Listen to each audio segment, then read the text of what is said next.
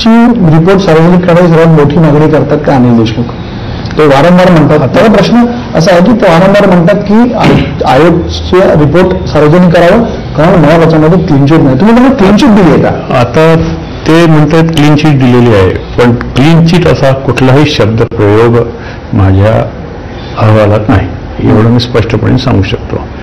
आणि परमवीर सिंगांनी जो मार्ग अंगीकारला त्याबद्दल मी टीकास्पद वर्णन माझ्या याच्यात केलेलं आहे, पण मी क्लीन चिट दिलेली नाही. साक्षी पुरावा आला नाही हे म्हटलंय. मग पुरावे अभावी तुम्ही म्हणता की त्यांना पुरावे दिले गेले नाही, अभावी नाही, दिलेच गेले नाही, असूनही दिले गेले नाही असं म्हणा तुम्ही. अच्छा, म्हणजे दिले असतं तर काहीतरी घडलं असतं.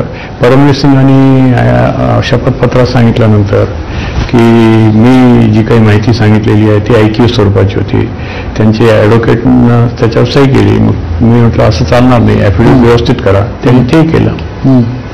असं घडलेलं आहे.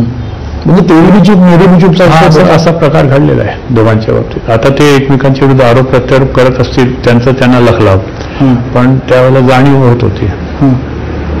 त्यांनी जर प्रयत्न जर केला असता तर काही घडलं असतं या प्रकरणात. सर, या सगळ्या बाबींमध्ये ज्ञानेश्वरी बंगल्याचा उल्लेख